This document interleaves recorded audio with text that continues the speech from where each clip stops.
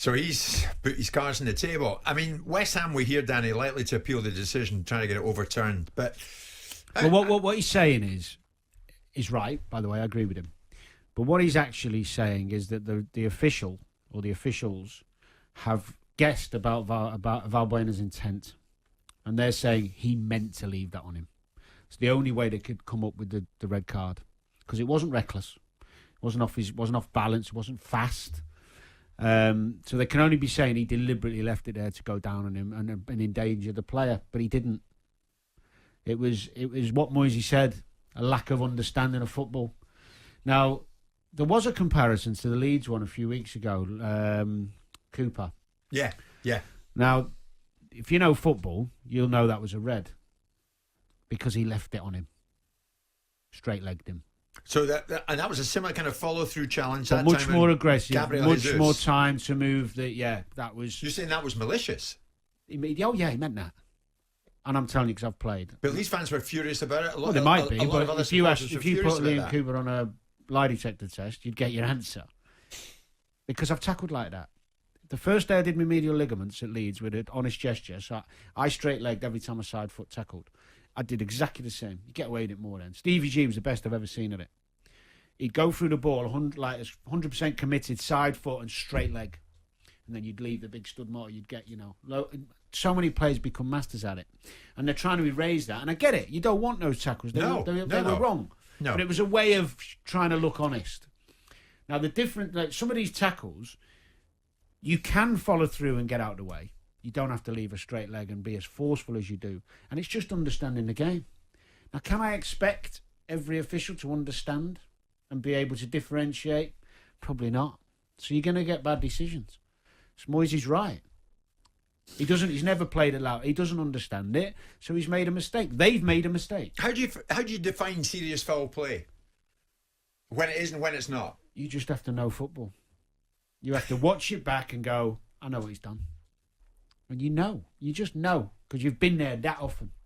I could have sat there. Referee Joe's through the glass. Yeah, Joe, you look at me.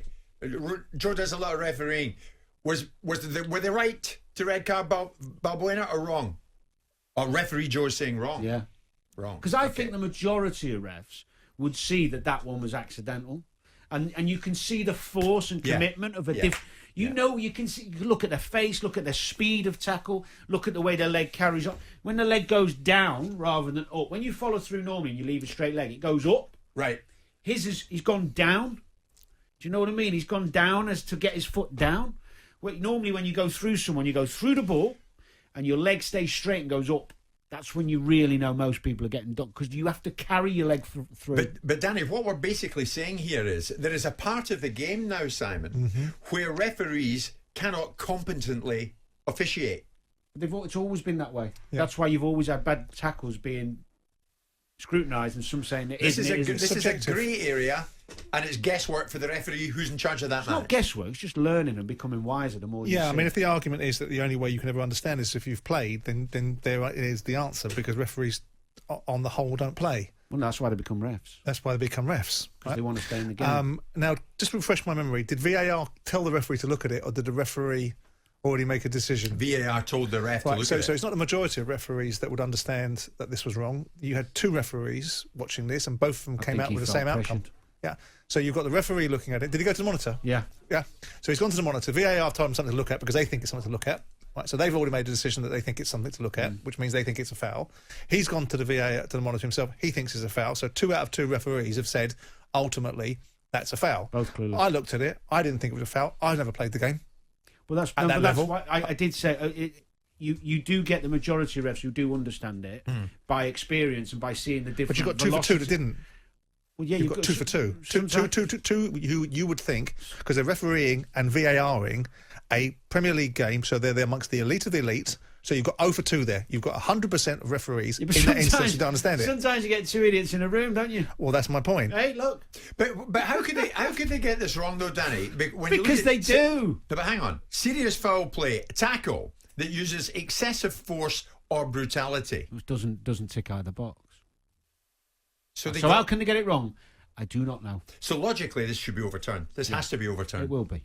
Yeah. Because what you're implying, if it's not, Because his leg's on the way down, don't forget. Look at all the aspects. It's a bit of a nothing challenge, really. It's not fast or really ferocious. And his leg's on the way down and catches him on the way down. And he can't really stop himself. No, and what you're talking about then is you're making him guilty just by guesswork. You're not making him guilty by the evidence. But aren't a lot of decisions without television analysis and without VAR, aren't a lot of them subjective? Yeah. This is why you shouldn't be given reds unless you're sure. Really. So the reasons why VAR was brought in, I thought, was to remove a large proportion of subjectivity. And if you look at that video in the way that we've done, it's still a subjective decision that's being made, because if you're looking at intent, that's a subjective evaluation. So VAR was brought in to eliminate correct clear and obvious mistakes and subjectivity. Yeah, but that Makes it a matter of that fact. is not a clear and obvious mistake. And I agree with you. So what you've got is, so we go back to the central argument that we've had. You can give them as much technology they want. If you don't start getting better bloody referees across the board, it doesn't matter if you give them a telescope on every single decision. They'll still come up with the wrong outcomes. And actually, I don't think they'll overturn it. The more I've just thought about what you said. By overturning, Make your mind up. As you always say, Simon. What's the point of a mind if you can't change it? Correct. Yeah. I do learn from you, you know. Does it or does it not endanger the safety of the opponent, who in this case was Chilwell? Did it endanger his safety? No. That's the bottom line. No. He got up here. No. Well, football's a contact sport. Sometimes you will by Laughably. accident. People go out for headed challenges. By the very nature of going out for headed challenges, are you endangering somebody if by definition you have a head contact? You it's are. just the very nature of the sport. With physical contact, you are in the area sometimes of people being endangered. Are we suggesting that this guy did this challenge to have a deliberate endangerment of the other player? No, I don't think we did. I don't think anyone with any common sense, and that should include the referees, should think that way. Well, I agree, Simon. He didn't set out to do it, but did it endanger his safety? No, so you can talk about... Because when you It's not look all at where his foot finished up... Yeah, so it's not all about intent. You can accidentally endanger somebody, can't you? Sure. So you can go off... But if you do, you go. Yeah, but that's fair enough. So if you lunge at speed... And that's what they've to done. try and get the ball... And you mistime it. Two-footed. And you mistime it. And you mistime it and get the lad and you hurt him. But you've intentionally gone for the ball, but you've done it badly. It's still a sending off offence. It's still a sending off offence, but you're out of control. But that's not this. That's not this. He's in control. He gets the ball, Jim. And it's just a follow-through. He clears it, but his follow-through's on the way down. Yeah. And I'm telling you now, and anyone who's played, who used to do it, you should ask, who midfield defenders who love a tackle, when they straight leg people, generally you go through the ball and either straight, like really straight and forcefully, or you go up on the way up. Right.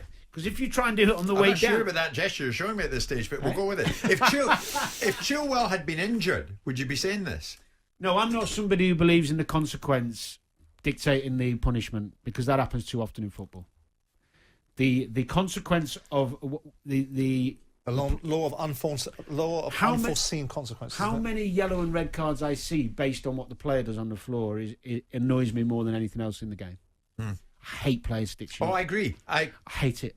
I agree with that. But the refs get done. Do you know what I mean? But you're telling me that you actually set out to do some people in your career. Oh. No. So I never straight leg people. I never straight legged people to hurt them. I straight legged to protect me because I got done. Consequences, that's the point. I'm muttering to myself, sorry. I got done with my medial ligaments doing See, it. I'm beginning to look at the wording of this. If it endangers the safety of the opponent, But it didn't. then it's serious foul play, and they have no choice but to send him off. It endangered Chilwell's safety. Not really. It's only a scrape down a leg coming downwards. It wasn't done with great pace or velocity. But was there anything he could have done differently in making that challenge? Was there any part of sport that says that he should not have made that challenge? He was stood. And subsequently, as a result of it, he shouldn't have been there in the first place. The only way you take that situation away is that he shouldn't have been there in the first place, i.e. making that challenge. Well, I'd be That's looking at the it going, football, once he's isn't it? cleared the ball, he's in control. So once he's cleared the ball, he's not lunged. Once he's cleared the ball, what else could he have done with So his let's leg? have a vote on this. Murphy, does the ban get overturned? It should do, but I don't know if it will because it'll embarrass the officials. Simon, St. Ledger, Euphemia Jordan, does the ban get overturned? It should do. Should do. It should do, but I fear that it won't do because it embarrassed both of them. Or just someone else say that. Apparently. All right. I don't think it will either. But You know. anyway, no, not now I see the writing of that. I honestly don't. I get what you're saying about intent. But if Chilwell was in any way, if his safety was in any way endangered, then No, Balbuena's got to go. But then you have to look at it the other way as well. So what else could he have done differently? Did he accidentally endanger him? That's fine. You can still get a red. This could go on for days, couldn't it? No, very All right. simple. All right, but I like that motion about the leg going up, the leg going down. But I thought you were actually being quite intend rude to me. But if you don't intend to talk drivel, yet you still do, Yeah. you're still guilty of it, aren't you? There you go. You are. First class ons.